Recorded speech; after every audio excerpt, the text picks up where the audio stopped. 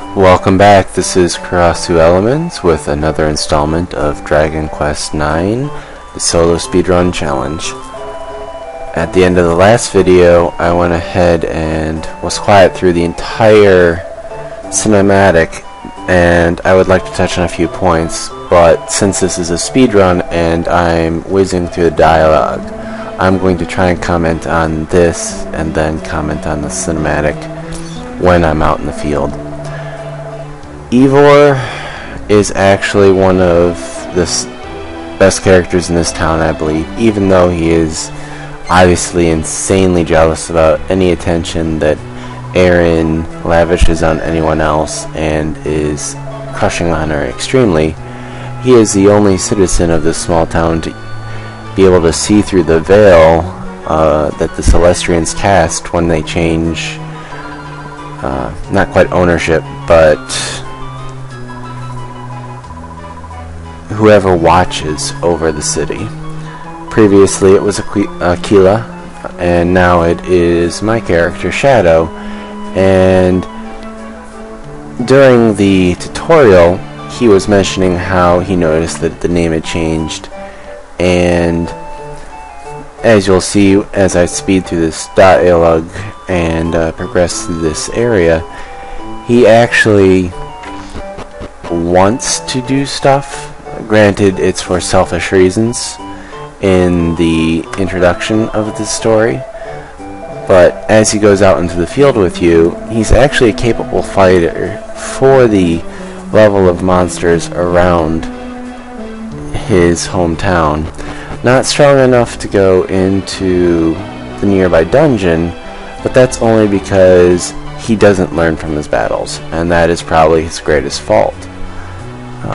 He never improves himself through experience.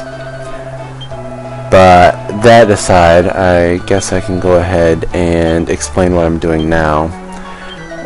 Last video I picked up a chimera wing inside of a chest up in the observatory. I'm buying a second one because there are going to be 2 instances where I need rapid transit back to town to cut down my travel time.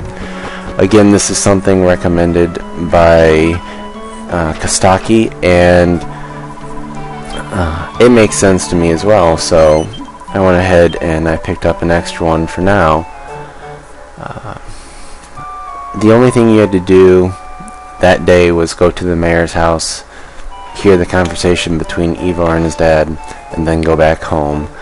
That triggers the next day where you actually are able to leave the town and explore freely.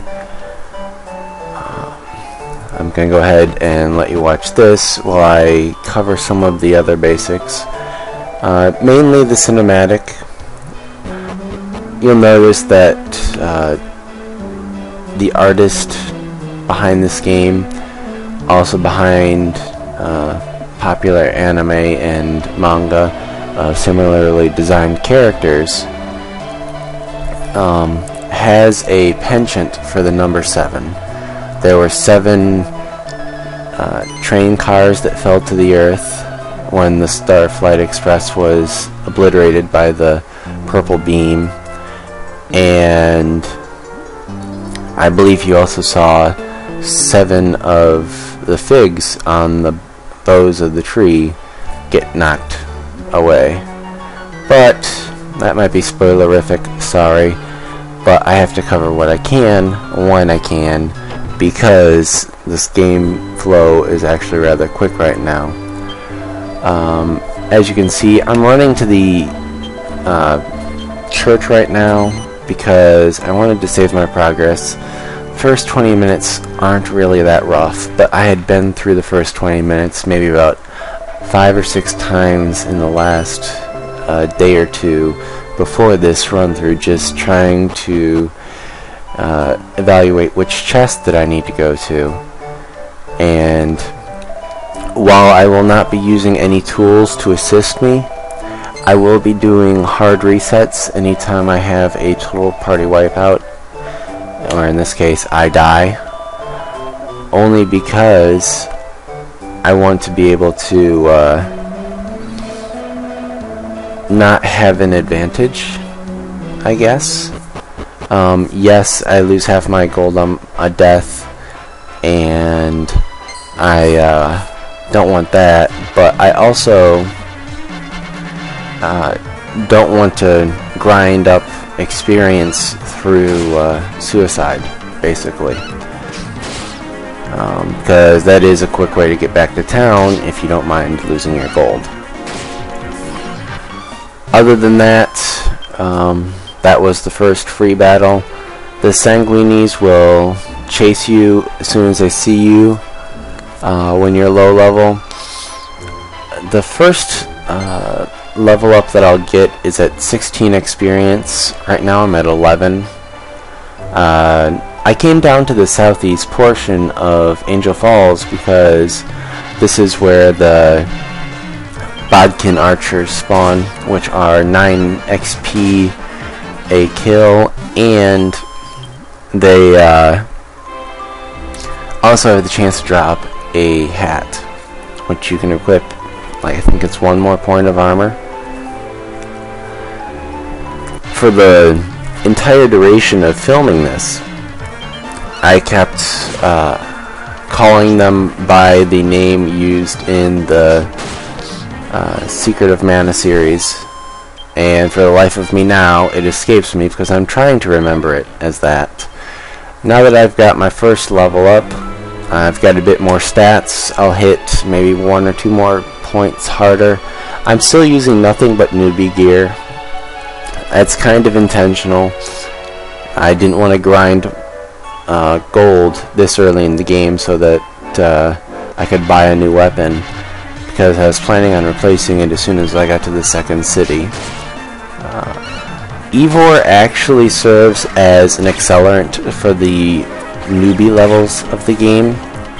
He does not cost you any experience, so if you're doing a normal playthrough, you can actually have him stay with you until you're level 5 or 6 out here. Recommend farming the Batterflies, which you just saw me fight, or again the Bodkins, because the Batterflies are 7 XP for 3 swings with no misses, as are the Bodkin for 9 XP. So they add up quick. The only problem is at level 1 and 2 they do about anywhere from 20% of your health to, if they get a crit, half of your health. Luckily they don't have a high crit rate against you, which is good, and I just reached level 3, which is why I'm digging into my spellbook and healing myself. It's one of the best things you can do. That is why I'm going to stay most of the game as a minstrel, namely because a priest is the only other basic class that I can get that can heal itself, and while it can use a spear, it can't use that good of heavy armor. So to be able to heal myself in battle and provide some battle expertise, I'm going with the trademark RPG Bard. As you just saw, I believe the Batterfly got the first strike there, which it did. Happens both ways. Players and monsters can get a free round of attacks. Sometimes, if the monsters get the free round, it's only one group or one monster out of a group that gets the free attack. So I guess it is balanced slightly in the player's favor. And here's an example. I didn't even realize of the exact opposite happening. But now that that's covered, I'm actually getting close to my target level, which through my multiple beginning playthroughs I tested trying to get out of Angel Falls and into soloable territory and progress the game. I found that level 4 is a good basis for what you need for the upcoming dungeon. Again, healing yourself, buffing yourself.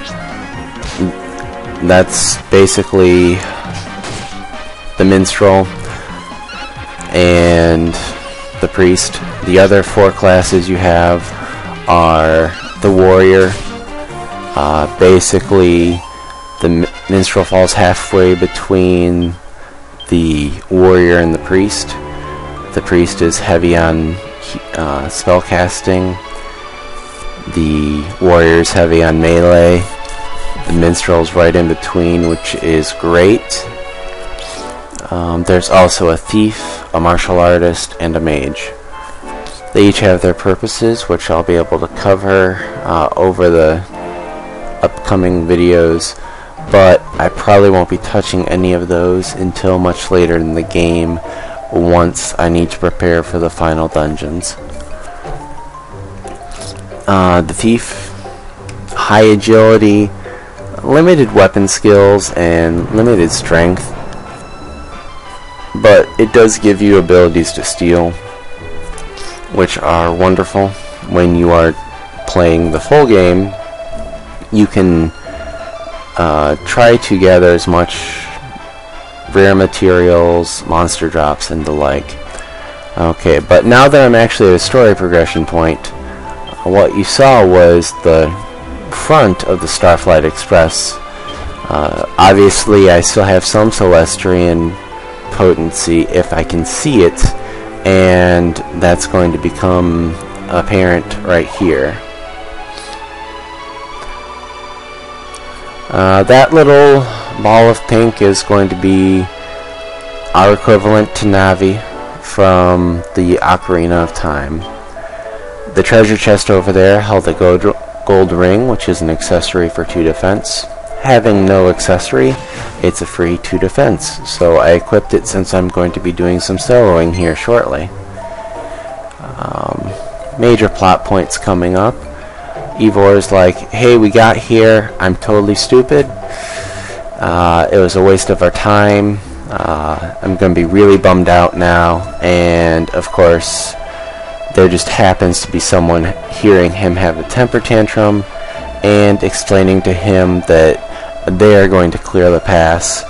And, oh, has anyone seen this random girl from our city who decided to come through the abandoned ruins since, well, apparently no one in Stornway knows that the ruins have been overrun by monsters, even though the apparent hick town of Angel Falls, as you'll hear it affectionately called soon, do know. Obviously it affects them more, but that aside, once you've got that, you throw your Chimera Wing into the air, you run back and talk to his dad, and you find out that Igor's told that he's a idiot for risking his life, and he doesn't chide the hero so much, but he definitely lays into Ivor for the 2 of you. And then, of course, Aaron just happens to hear them talking about Patty because she came looking for you and heard that you were here miraculously, even though you just walk into town.